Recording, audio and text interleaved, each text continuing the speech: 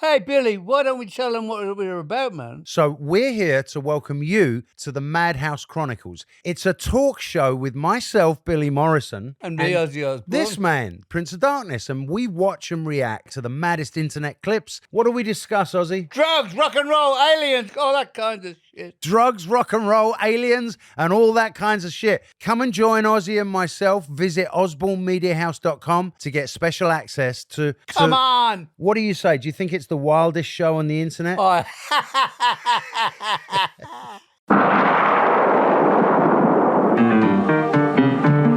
Welcome to All About Agatha, the podcast dedicated to reading and ranking every single mystery novel written by the Queen of Crime, Dame Agatha Christie. I am Kemper Donovan, and I have another interview episode for you today. It is time to have Sophie Hannah back on the podcast. We have heard from her so many times before. It's always a pleasure to sit down with her and see what she is up to. And she's up to something really interesting this time around.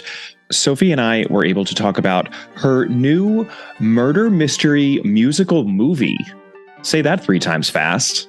Which is available to watch both in the UK and the US and perhaps other territories, but I do know for sure that it is available in the UK and the US on Amazon Prime Video.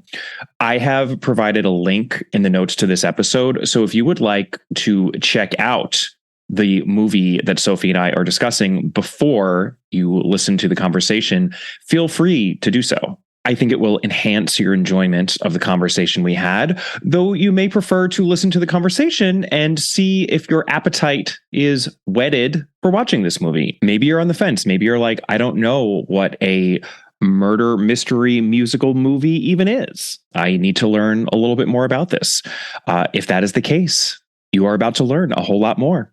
Before we get to the interview, I just want to note that I have gotten a ton of ratings and reviews from all of you listeners in response to my request at the top of my previous episode. So the pledge drive continues for ratings and reviews because I could still use more. My goal, again, my somewhat arbitrary goal, is to amass 1,000 ratings on Apple Podcasts. I know not all of you listen on Apple Podcasts, so please know that I appreciate your ratings and reviews on alternate platforms such as Spotify and Stitcher and anywhere else. This is not an Apple Podcasts specific request. It's just that is the one I tend to monitor more than others. And a veritable slew of ratings came in on Apple Podcasts within the last 2 weeks. And it really warms my heart. And it feels like your holiday gift to me. So please keep those gifts coming. It really doesn't take long to leave a rating for the podcast. And it really does mean so much to me. All right. With that preamble sorted, let's make the jump together to the interview. Even before this episode, mystery author Sophie Hannah had the distinction of being the most frequent guest on All About Agatha. My former co-host Catherine Brobeck and I interviewed her many years ago at this point about her standalone thriller, Haven't They Grown?, titled Perfect Little Children in the US. And she also did a Patreon episode with us all about The Rose and the Yew Tree, which, as many of you know, is one of Agatha Christie's Mary Westmacott titles. When Catherine passed away so suddenly at the end of 2021, Sophie was one of the good friends of the podcast who came to my aid and co-hosted an episode covering one of the 6 novels Catherine and I had not yet covered. She was kind enough to tackle Passenger to Frankfurt with me. And after that, which many of the most ardent Christie fans would consider an ordeal, she came on yet again to talk to me about The Couple at the Table, which was the latest in her Simon and Charlie detective series. That is 4 appearances, none of which has to do with the fact that Sophie has written 5 novels featuring our beloved Monsieur Poirot, the latest of which, Hercule Poirot's Silent Night, came out just a few weeks ago. It's insane that we haven't done a Poirot-focused episode with her, but you know what? I'm still not going to be doing a Poirot-focused episode in this conversation with Sophie. She is just so prolific that she has done something else in the mystery medium that we have to talk about first. And that is a murder mystery musical titled The Mystery of Mr. E. Welcome back, Sophie. It's so great to have you on again. It's so good to be back. All right, so we know that you have written thrillers, you have written detective fiction, you have even published poetry in the past. But how and why exactly did you come to dabble in the musical format for this project? How did this all come about? Because when I first heard about it, I was very pleasantly surprised because I am a huge fan of musicals myself, but it's an entirely different medium. Well, I've always loved musicals. So I grew up listening to and even going to the theatre to see classic musicals like West Side Story, Guys and Dolls, Oklahoma, My Fair Lady, Brigadoon, all the sort of old classics. And I absolutely loved them. And I also, as you know, was a fan of mystery puzzle-based stories since discovering Enid Blyton when I was 6 or 7, and then Agatha Christie when I was 12. But I'd never thought to put the two together. And I probably would never have thought to put the two together if I hadn't had the experience of going to watch a school production at my kids' school of Romeo and Juliet. So my daughter was playing Juliet in this production.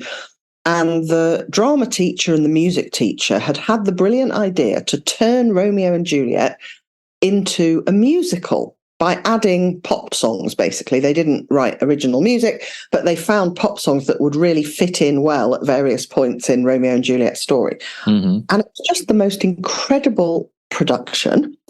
And I remember sitting there next to my husband thinking, this is the least bored I've ever been. Shakespeare production. And, I love Shakespeare. I'm not dissing Shakespeare in any way. I'm a big, big fan of especially Julius Caesar, but lots of Shakespeare's plays. But I'd never had as much fun while watching any kind of Shakespeare than when it was turned into a musical. And then I thought to myself, almost sort of idly and in passing and sort of frivolously, why has there never been a murder mystery musical? So something like Agatha Christie's The Mousetrap, but with songs. Like, that would be the most amazing thing ever. And I'd just recently been to see The Mousetrap for the first time. Mm-hmm. And after seeing The Mousetrap, which I loved, and I saw it with my family, they all loved it as well. I remember thinking, I wonder if I were to try and write a murder mystery play that was, really aiming to be as good as The Mousetrap, how would I go about doing that? What might be the perfect hook? And as soon as I asked myself that question, I came up with what I thought was the perfect hook, which became the hook for The Mystery of Mr. E, which is now the movie. So I had that hook for a murder mystery play sort of knocking around in my head anyway.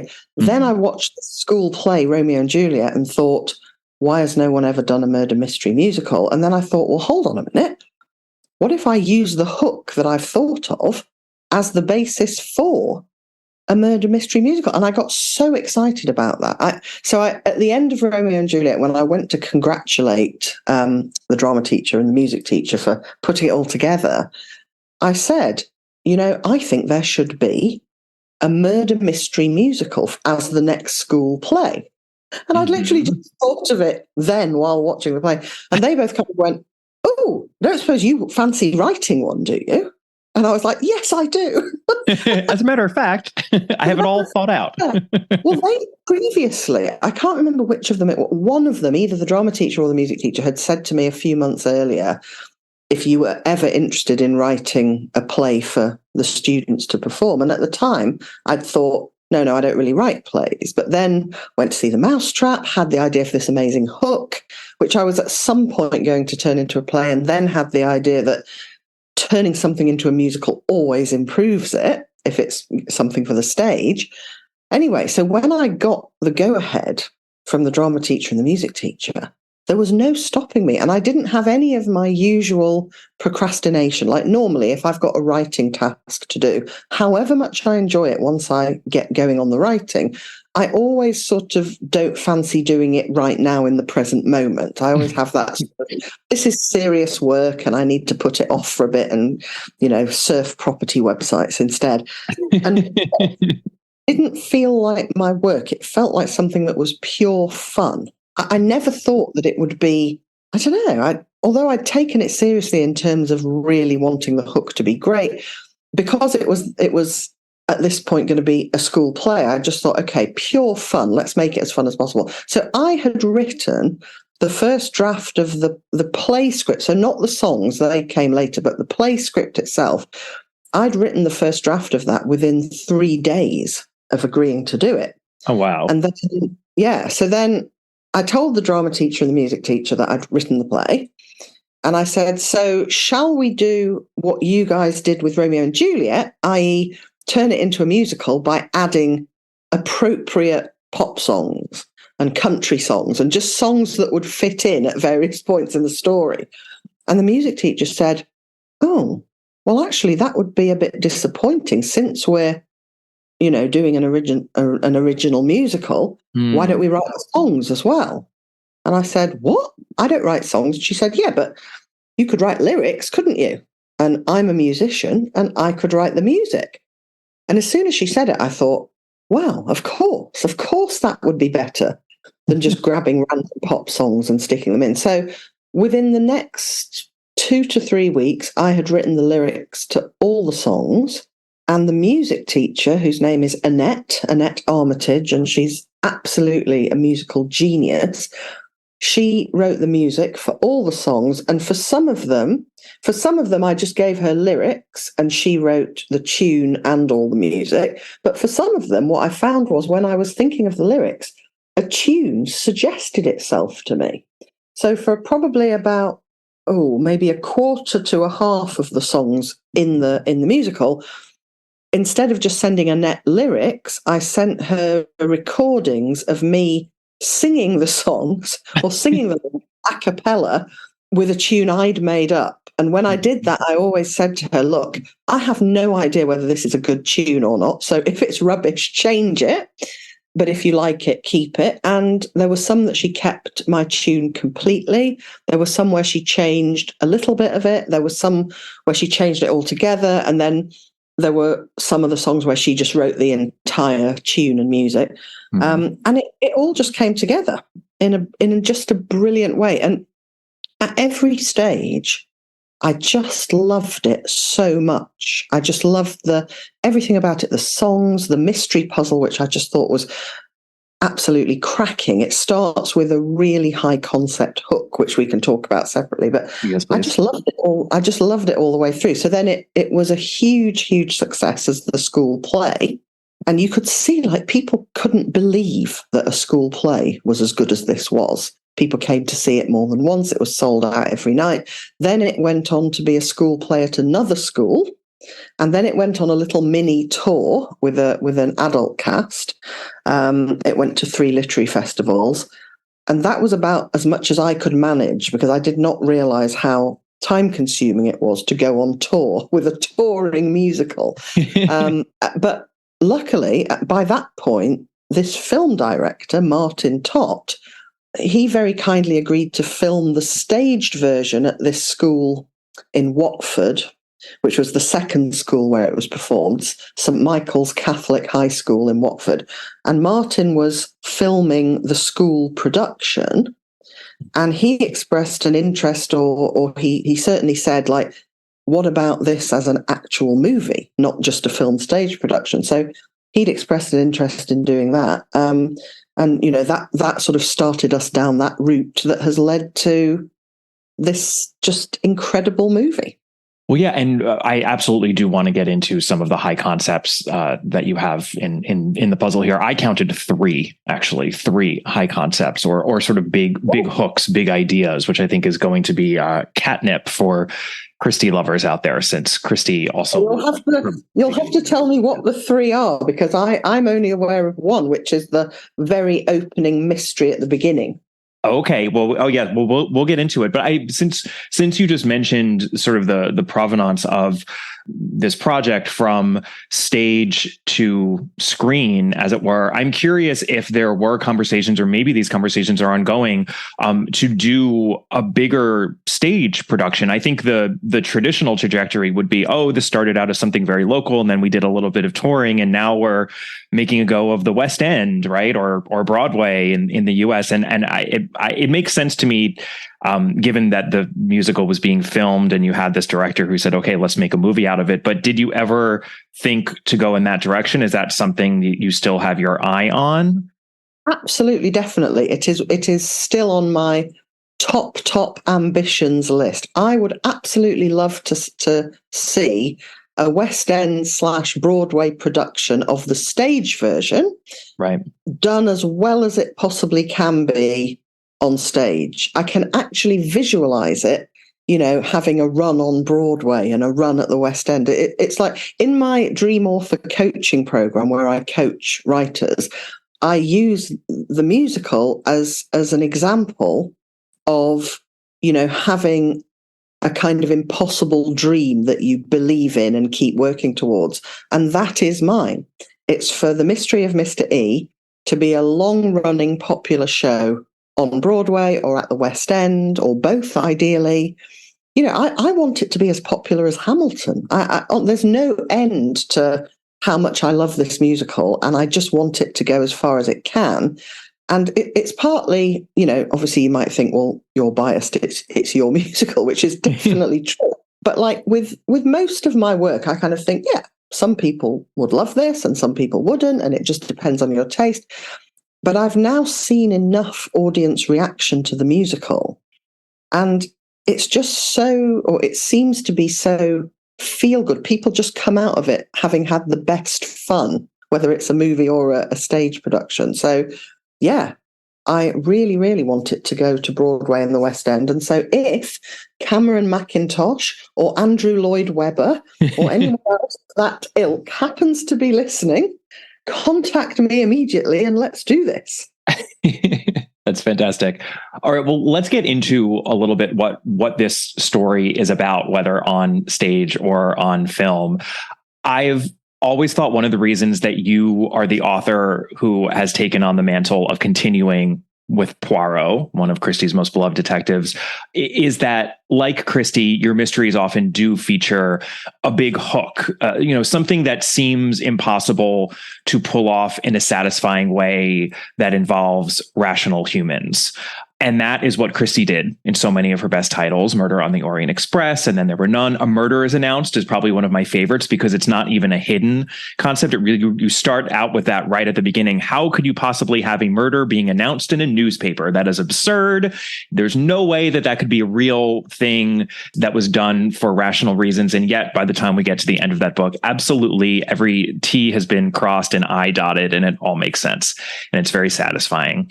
And I love your way into this story because at this point we've all read / watched so many murder mysteries, and I've never seen one open up the way that this one does in terms of what you're doing up front with your murderer character. I assume this is the big concept that you were referring to. Could you just explain how this story opens and what the setup is? Yes. And when I thought of it, my first thought was this must have been done before.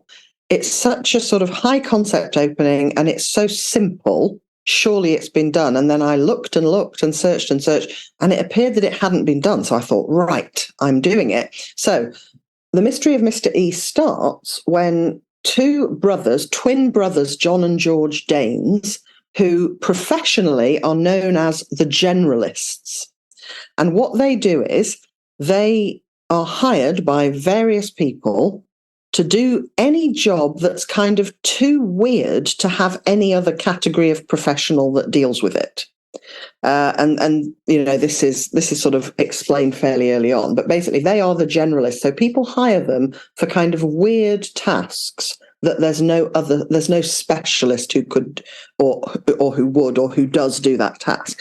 So at the beginning of the movie, the generalists are just about to set off to a place called Idlewild House. And as they're about to leave, a stranger literally walks in through their door, kind of forces his way in, really. And he says to them, "Off to Idlewild House, are you?" And they say, "Sorry, we don't know each other, do we? How do you know we're going to Idlewild House?" And the stranger enigmatically refuses to reveal how he knows. He says nothing. And then the Danes brothers say, "Look, we've got to go. let's get to the point here. Who are you? And the stranger says, I'm the murderer. And obviously, John and George Danes then ask him a series of questions. Who have you murdered? Is this a joke? Are you bonkers? All of this.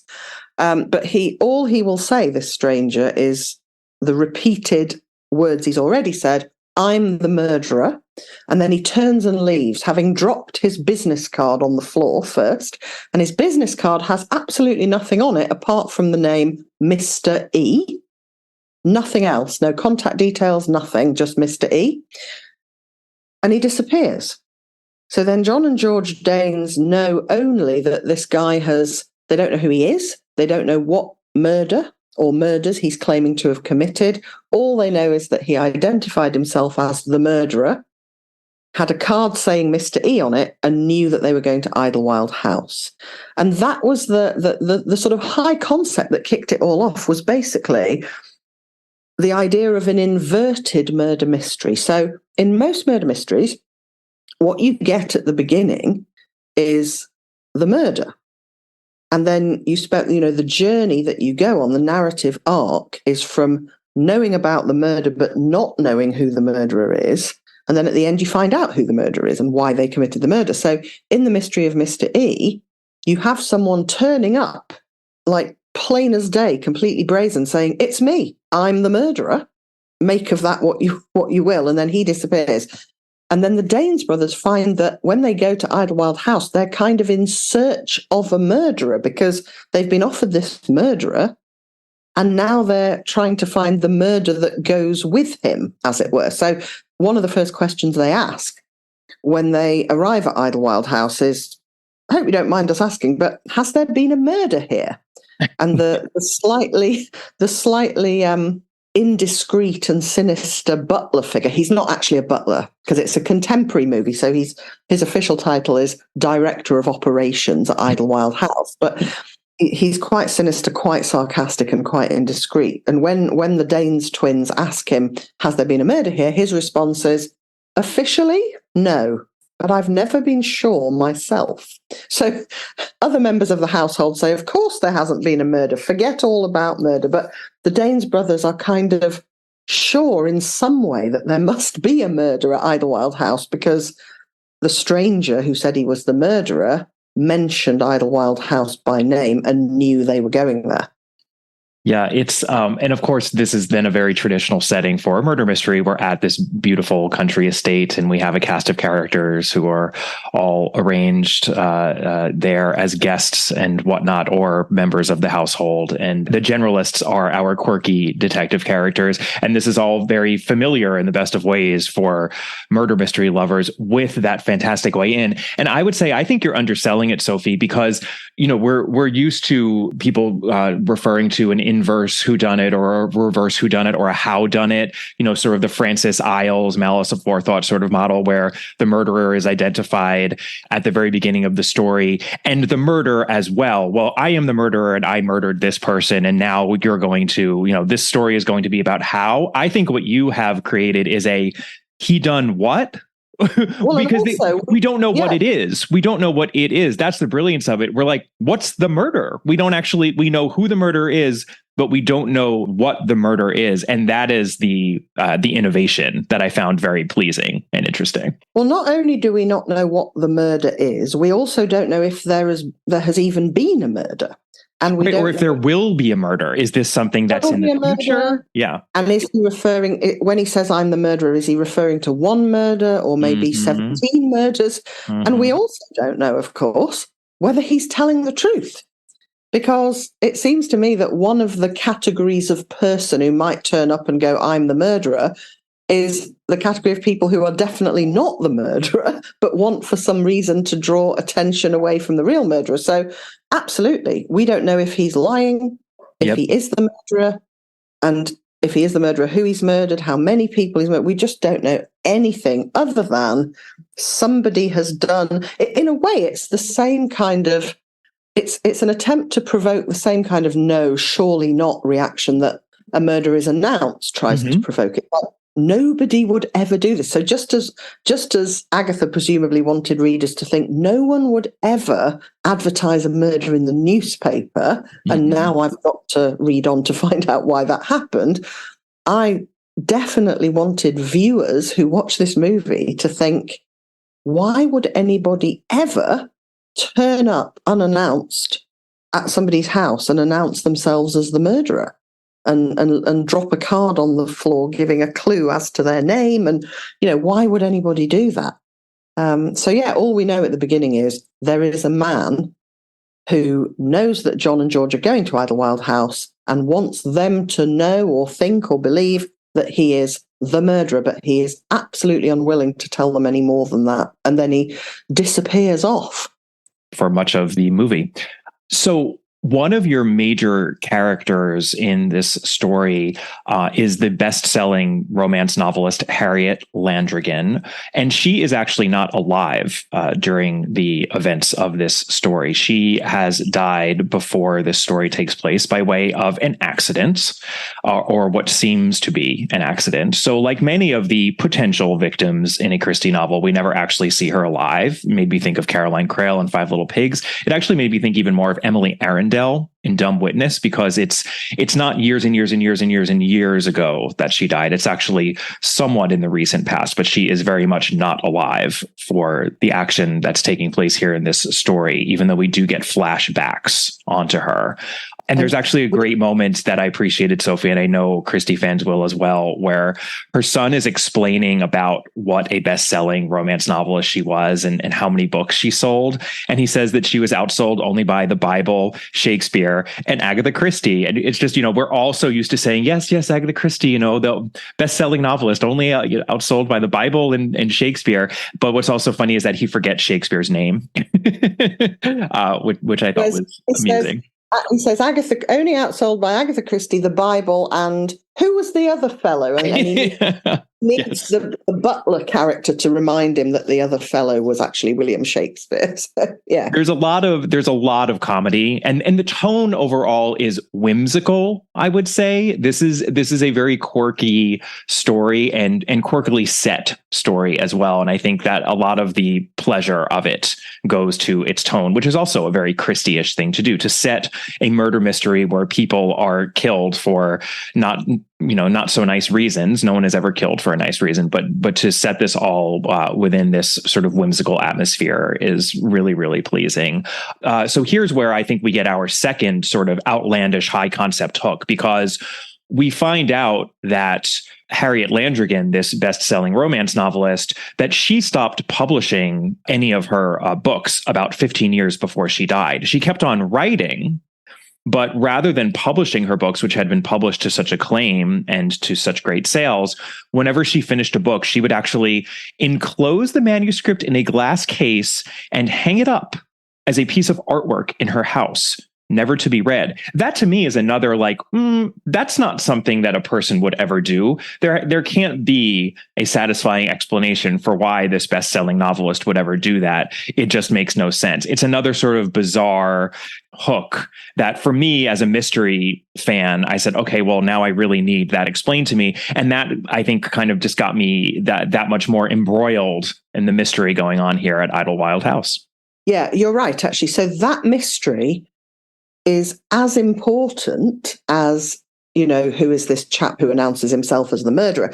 The mystery of, because it's more than she just frames the manuscripts and puts them on the wall. She writes each book into a sort of leather volume. So proper books are made of these manuscripts, leather-bound books, but then she is adamant that no one must read them. So she has them framed and they're hanging on the walls. There's 4 of them, basically. Up to a certain point in her career, she just published her books like a normal writer. But then at a certain point, she refused to publish any more, though she absolutely kept writing them in these leather-bound volumes. And then she would have them framed, hung on the wall. And she left explicit instructions to her son, Peter, that after her death, the framed books must stay on the wall. They're never to be read by anybody, never to be published, never to be profited from. And Peter, although at one point, John and George Dane say to him, aren't you tempted to like see what she was so determined that no one should read? And he says, well, yeah, of course I'm tempted, but I'm not going to do it because my mother was so explicit in her strong wish for those books never to be taken out of their glass frames. And so I agree with you. That mystery is one of the big appeals for me of the story. And even though I only thought of it along with its solution, so I was never mystified by it because I knew from the start exactly why she felt as she did. It was a very, very important hook. And the mystery of why did Harriet Landrigan stop publishing her books is as important to the solution of the whole thing as, who murdered who and why. Yeah, well, and it's great because it has so many real world echoes. It made me think of Emily Dickinson giving instructions for all of her poetry to be burned, which her sister just, completely neglected to carry out. And now we can read Emily Dickinson because of that. Or even Sue Grafton, who said to her children, if you adapt my mystery novels into film and TV, I will haunt you. I do not want that to happen. And now that actually seems to be happening, although I'm not sure about that. But yeah, I mean, these are the kinds of things sometimes that writers are often extreme people and driven to further extremity by, I think, the solitary nature of their craft. And I won't spoil anything, but it's no surprise that the answer as to why this best-selling romance novelist did what she did goes to the heart of why writers write. And I would say the challenges of navigating the publishing industry as a writer. And that all just feels very personal, given what you, Sophie, do for a living. Is that a fair assessment? I mean, where did this story come from for you? Well, I mean, I think it's absolutely the case that I could never have written this story. I would never have had the idea for this story if I hadn't obviously been a writer for many years, but also and specifically had the experience of writing the Agatha Christie continuation novels, the Poirot novels, because that was my first experience of working with a character who had been created by, the world's most famous novelist. And so I had direct first-hand experience of all the things that happen and all the things people want to do and try to do and think about doing when they're dealing with a writer as famous as Agatha Christie. So, the house guests at Idlewild House are all people who want something in relation to the famous late, great Harriet Landrigan's legacy. So there's an actor there who wants to buy the film rights to one of her books so that he can play its romantic lead. There's a university student who's doing a research project on Harriet Landrigan and wants some letters have gone missing from the archive of Harriet's publisher, which is also very relevant to the plot. And this student wants the letters found because she needs them for her project. And then there's a publisher who desperately wants to persuade Peter Landrigan to sell him the 4 unpublished novels so that he can publish them. So there's all these people there who want something in relation to the legacy of the famous writer. And then there's Peter Landrigan, her son, who sometimes gets tired of always having to talk about his mother's legacy and deal with all these people who want him to let them do things. And so all of that whole setup would never have occurred to me, I don't think, if I hadn't worked with the Agatha Christie legacy in the way that I have. So that's that side of it. And then without, obviously spoiling anything, well, 2 things really. The reason why Harriet decides to stop publishing her books would not have occurred to me if I hadn't had something happen in my life that felt like a big twist where something was one way and I thought it was a different way. And then when I sort of experienced this, that's a massive twist feeling, my next thought was, what might that lead to if this were a story? So that's where that came from. And that was an experience from my own writing and publishing life. And then a third sort of element of it was about 3 or 4 years, no, more than that, probably 6 or 7 years ago. I can't remember what it was, but I was in a strop about something. Maybe I hadn't liked a cover, a jacket design that I'd been shown, or maybe one of my shout lines had been voted down. But I was just feeling sort of a bit stroppy as a writer.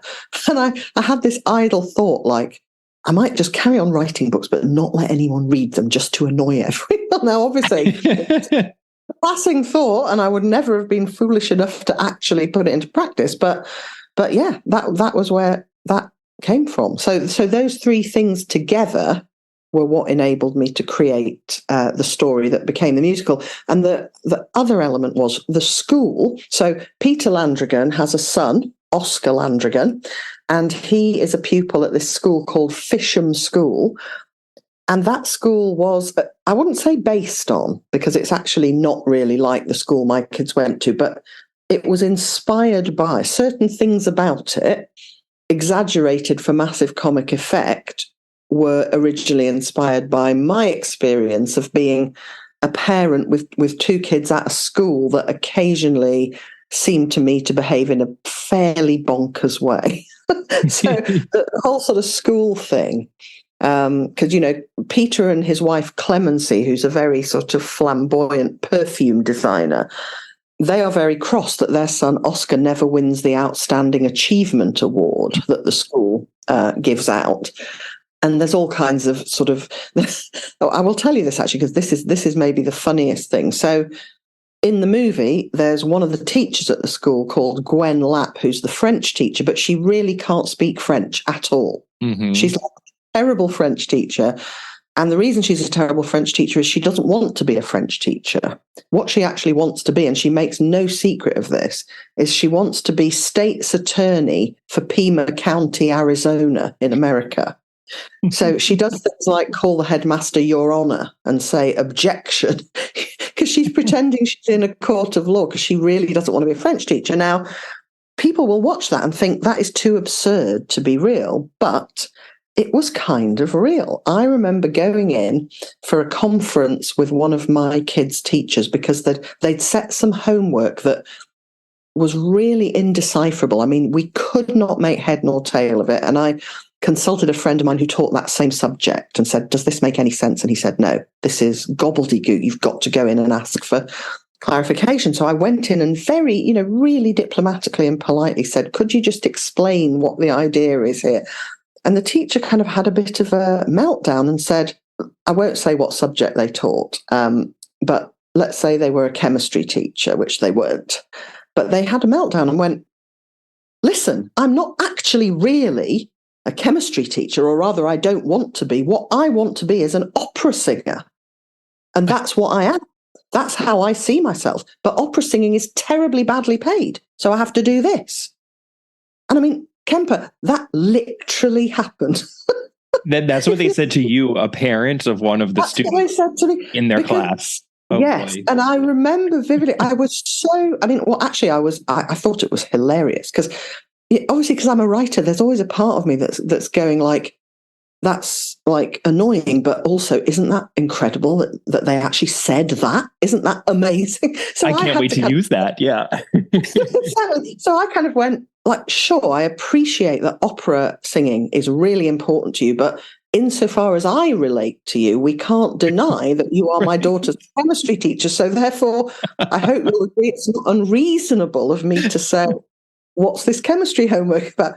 So anyway, so that experience and many, many others like it as a school parent inspired the whole Fisham School side of things. There's definitely, it feels like reality reflected through a funhouse mirror a little bit in this musical. Exactly. Yeah, and it's that joke was so specific.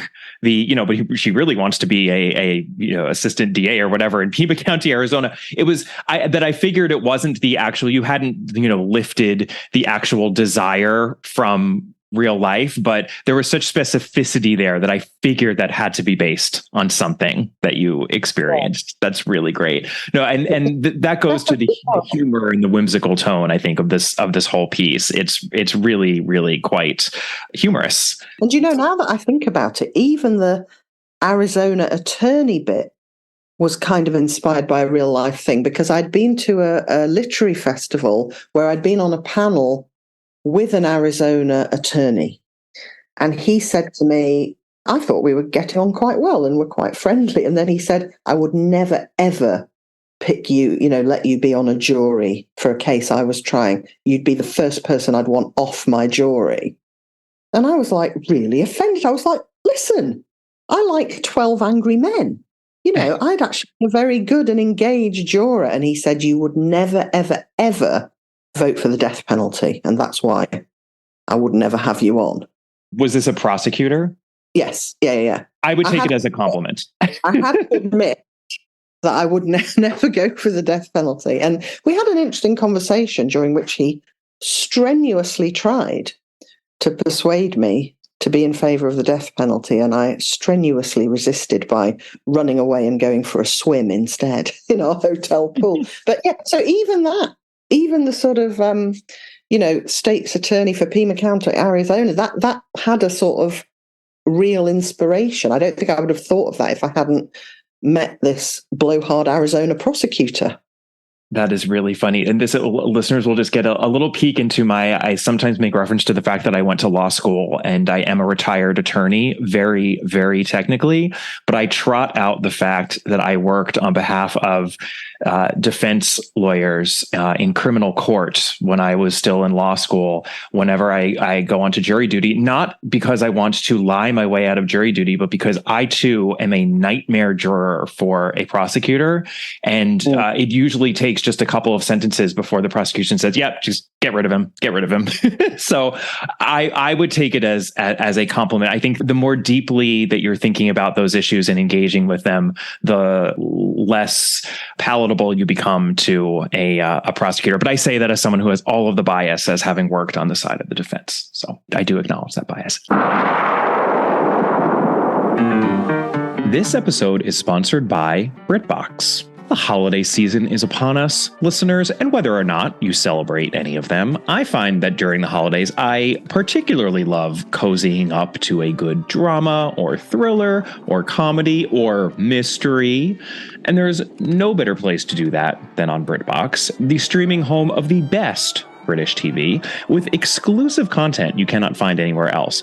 I've already talked about how much I enjoyed Payback, and the next BritBox original I'm super jazzed about is Archie, the man who became Cary Grant. Chances are, if you listen to this podcast, then you've watched and loved a Cary Grant picture or two. Suspicion, Bringing Up Baby. There are so many to choose from, and Cary Grant is such an interesting person. This program is currently airing on BritBox, and I encourage you all to check it out. So sign up for BritBox today to watch Payback, Archie, Poirot, and other great British programming. I have a special limited time offer for my US and Canadian listeners. Get 50% off your first month when you sign up for a monthly plan, but only if you go to BritBox.com and use my promo code Agatha at checkout. Don't wait. Get 50% off your first month. Use promo code Agatha at BritBox.com.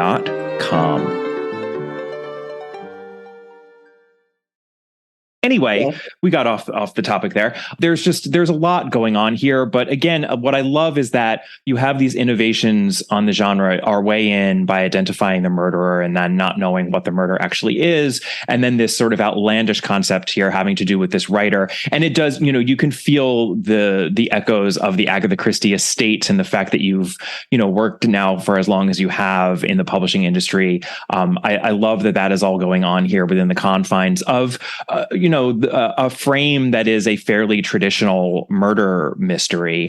And I'll just mention the third sort of high concept that I really appreciated. I can't really talk too much about because it's in the solution, but I will just go so far as to say that there are two murders actually in this story. I won't be more specific than that, but there are two murders, and the relationship between the two murders, the way that they interact, and specifically what the second murder, how the second murder functions in relation to the first murder is extremely unusual for a murder mystery, and it sort of flips things on its head compared to what we're used to, the way that we're used to things working.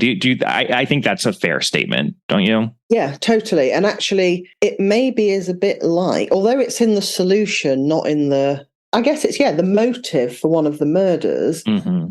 in a way, in the same category. It's not at all the same thing, but it's in the same category as maybe a couple of the motives in 3-act tragedy.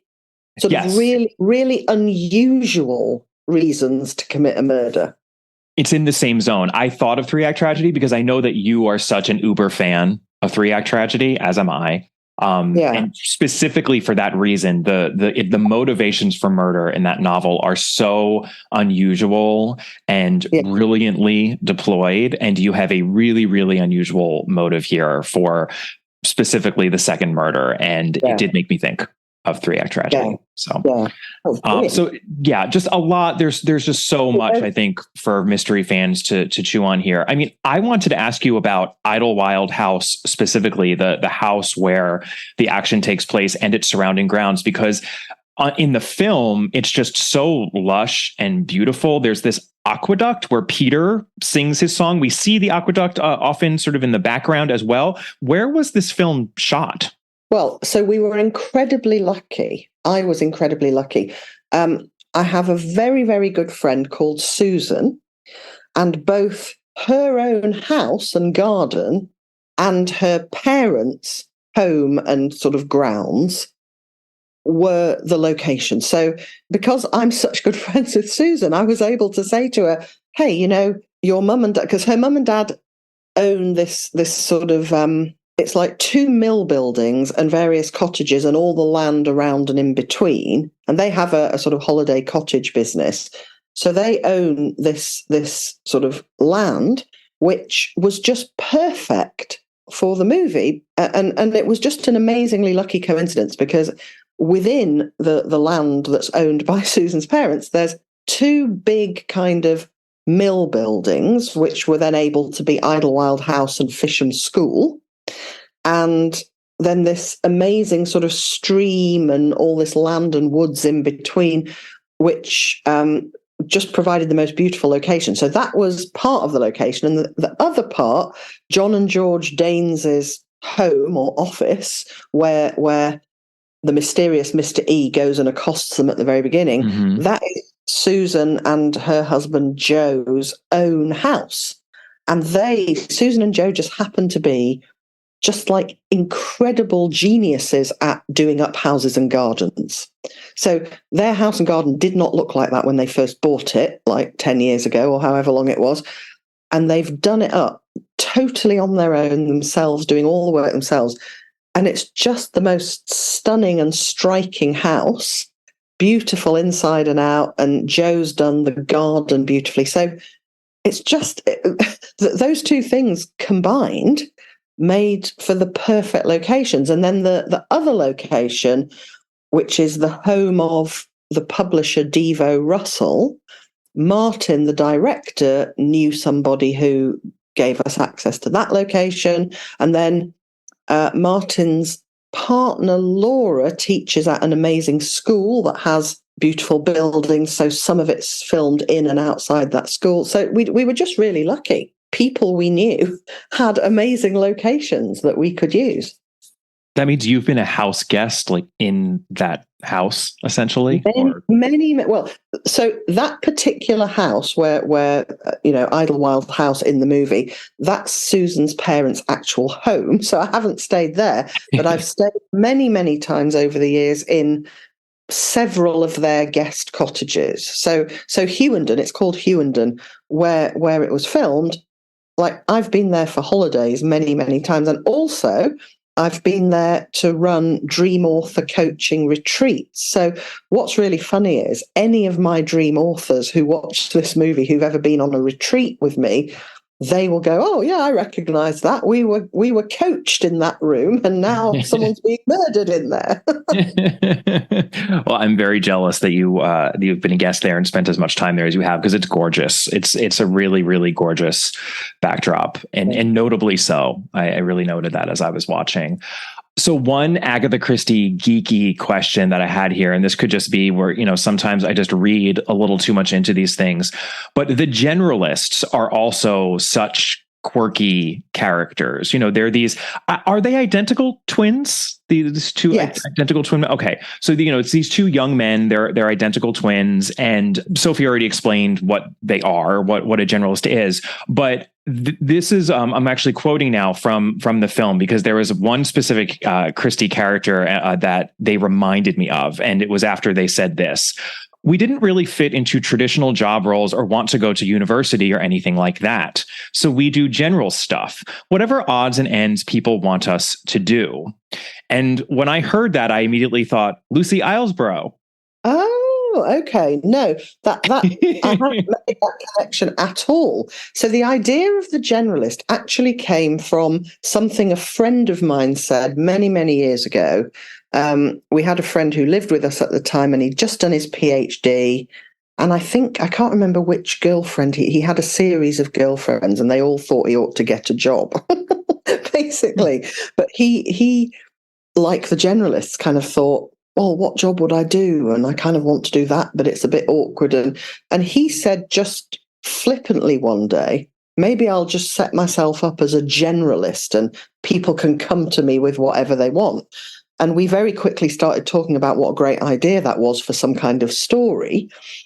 And it all started from there. So that wasn't actually Agatha Christie inspired. That was inspired by just a frivolous remark made by my friend. But I love the idea of it, because I often have thought, and maybe it's just me because I am probably a lot weirder than the average person, but I have often thought, if there were such a thing as a generalist or twin generalists, I would seek them out time after time, because I often want things done that there is no category of professional to specifically do that thing. And in fact, one of the examples is in the movie. I put it in the movie, or rather Martin put it in the movie, I put it in the play. So when Clemency Landrigan, Peter's wife, says to the generalists, you know, what kind of thing do you do? Give me an example. They give an example of somebody who hired them to park a series of different cars on a particular spot on a residential street. So like one car after another, they had to hire the car, go and park it in this particular position on this street. And that was all they had to do. And she paid them a huge amount of money. And the reason she wanted them to do this is because she knew that one of her neighbours regarded that stretch of street as his own personal parking space. And once, when she parked her car there perfectly legally, because it's a public, you know, it wasn't his private parking space, it was just like a bit of the road. She was totally entitled to park there. But when she did, he vandalized her car because he was so outraged that she'd parked in what he saw as his space. So she, as kind of revenge on him, she had a lot of spare money to throw around. She hired the generalists to just annoy him by parking different cars outside his house on the bit of pavement that he thought of as his, but that actually wasn't his, just like for 8 weeks or something, just to annoy him. Now, that whole idea was inspired by a very similar thing happening to me. I once, when I used to live in Yorkshire, I parked my car just on the pavement rather than in my driveway, because I think someone else's car was in my driveway. So I wasn't doing anything wrong. That stretch of road where I parked belonged to nobody. But the person who thought that it belonged to them then parked their car directly in front of my gate posts so that my guests couldn't get their cars out. So I had people's cars trapped in my driveway because this bonkers person had like parked literally across my 2 gate posts as a kind of revenge attack because I'd parked on just a bit of road that anyone's allowed to park on. Now, had there been such a thing as a generalist at that time, I would have for sure hired them to park different cars in the spot they didn't want cars parked in for the next 3 months. In fact, I really tried to persuade my husband to allow me to do it, to just hire the cars myself and just park them there just to annoy the neighbour.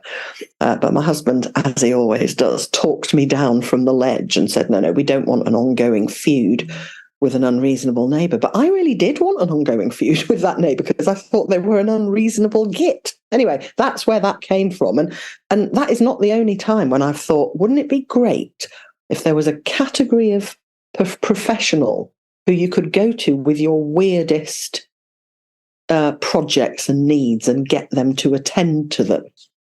Well, now that you're an expert on grudges, having written that book and doing a podcast, would you still handle that situation the same way if you could? If you had unlimited means and there were generalists to hire, you would still do that? Yeah, because you see, I think it's the best kind of revenge. So I would never, what I say in my grudge book and in my grudge podcast is never get any kind of revenge, because you don't want to be doing anything bad to anyone, because that makes you bad, puts you in the wrong. But hiring cars and just leaving them on a perfectly legal stretch of road is not actually doing harm to anyone. So, yeah, if generalists existed, I might well.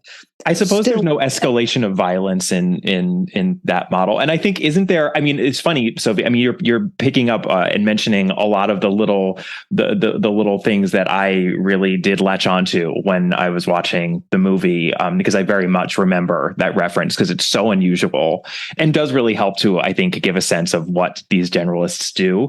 But I think he mentions at the very end too, because they say, well, what happened? I mean, after you were parking the cars there, did he say anything? And they say, no, but I saw him crying once through the window. Doesn't he say that? That's just your own little fantasy there. Just, he has a moment of like, yes, I was wrong. And just sort of coming to terms. We don't know whether he's crying out of guilt or because he's just so sad that someone's in his parking space. That's true. Actually, there might be no self-awareness whatsoever involved in those tears. No, but I mean, I think even if it wasn't a conscious decision with Lucy Islesborough, I've always loved the Lucy Islesborough character because it has to do with her joie de vivre and her native curiosity, that I think she says, no, I'm going to take an untraditional path here and just hop around from situation to situation and do what I do well, because I'm extremely intelligent, but a traditional career path is not going to cut it for me. So I'm going to do something out of the ordinary. And that's very much what the generalists are doing. And that spirit that they bring to this endeavor, I think, really helps set the stage for their investigation and the whimsical story to come, peppered with as much lightness and humor as it is.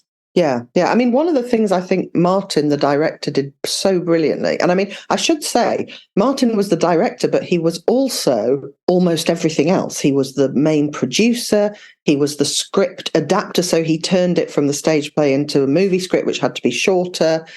He did all that. He did all the casting, and he managed the whole project. So he really, like, nobody else could have done that. I don't think. He was absolutely incredible at just like, his determination and his resourcefulness was just incredible.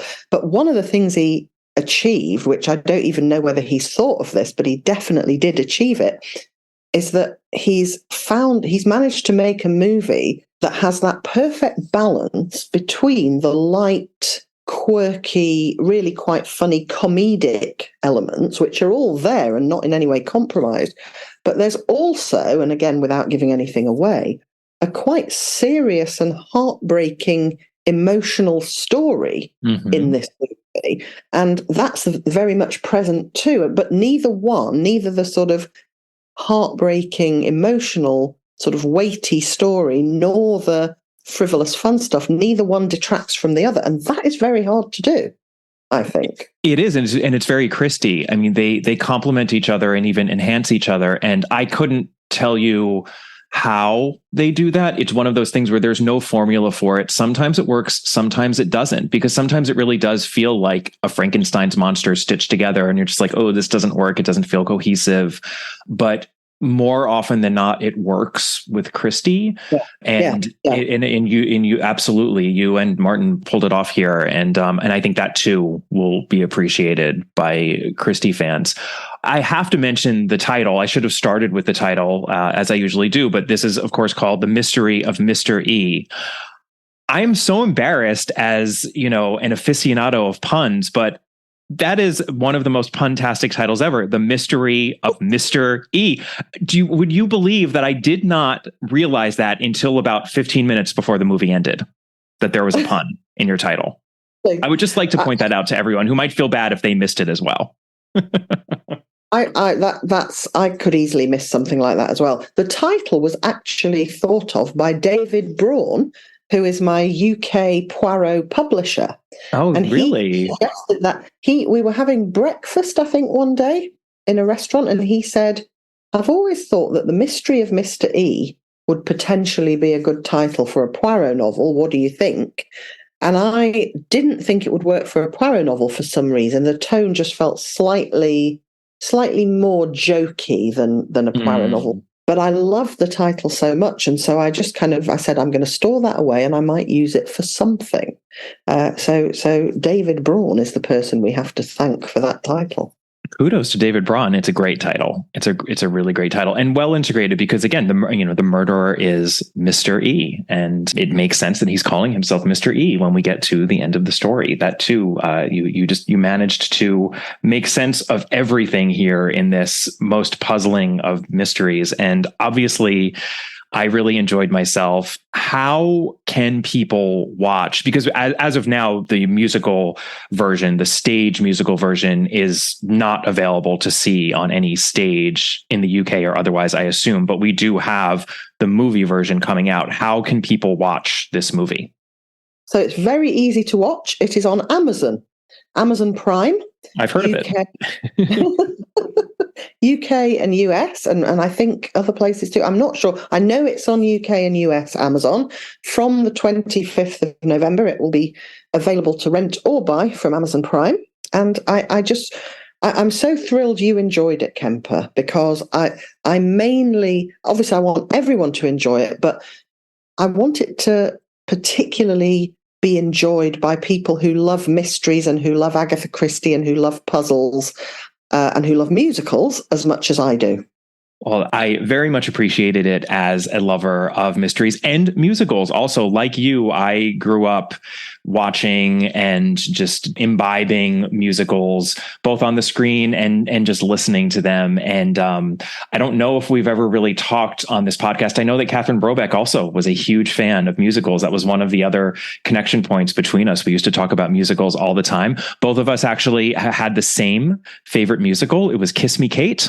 Speaking of Shakespeare, absolutely love Kiss Me, Kate. So witty. Speaking of a whimsical musical, right? I mean, that a funhouse mirror, absolutely, in that one. But I suspect that there are a lot of murder mystery fans and just mystery fans who also are musical fans as well. It just might be one of those overlaps that makes sense for people. So yeah, I obviously really, really love this. And between this movie and then the Hercule Poirot's Silent Night, our Christie for Christmas this year, it's a Sophie Hannah holiday season here. You're just giving us all sorts of things to occupy ourselves in this holiday season, and that is always appreciated. So thank you so much for your work and for taking the time to come on today. You're very welcome. Thank you for having me on.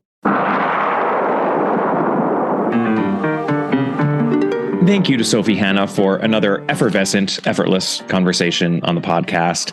As I mentioned at the top of this episode, there is a link in the notes to this episode for the downloading of The Mystery of Mr. E on Amazon Prime Video. I've included a link to Amazon in the US and another one to Amazon in the UK.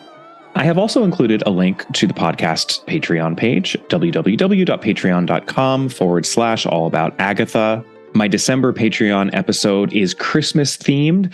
I covered 3 Christmas themed short stories by Marjorie Allingham. It's a very Campion Christmas over on Patreon. And I also covered a little Morse short story, a little bonbon of a Colin Dexter Morse short story as well. It too was Christmas themed and just so heartwarming and lovely that I couldn't not discuss it on the episode. I really cherish these Christmas themed episodes on the Patreon for the month of December. So if that entices you at all, head on over to Patreon to check it out.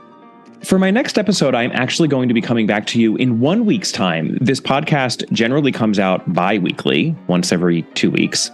But I have yet another interview episode for you about a new piece of content that you might want to learn about during the holiday season. So I figured it was better to get this to you sooner rather than later. And then we will have a more traditional episode to come out around Christmas time.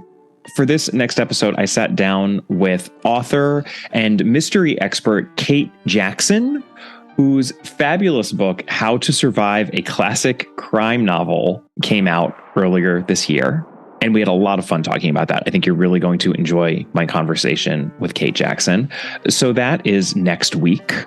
You can email me at allaboutthedame@gmail.com. You can find the podcast on Twitter at allaboutthedame and on Instagram at allaboutagatha. You can find me on Facebook at Kemper Donovan Books. And I've also included links for the pre-ordering of my upcoming mystery novel, The Busybody, for the US, the UK, and Australia and New Zealand. And as I already mentioned, I would really appreciate any ratings and or reviews you could send my way.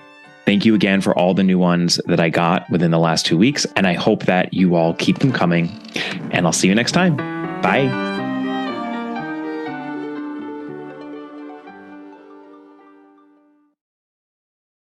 Summer concerts, pool parties, chill nights under the stars. We're stocking up our closet so you're ready to look your best for all of it. At Plato's Closet in West Ashley and North Charleston, we're buying all things summer. So bring in your tees, tote bags, sandals, sunglasses, and more. We pay cash on the spot for gently loved name brand looks. Plato's Closet is the go-to destination for trend-forward teens and young adults who support local and shop sustainable. Visit Plato's Closet today. Plato's Closet, located in West Ashley on Sam Rittenberg Boulevard and North Charleston on Rivers Avenue.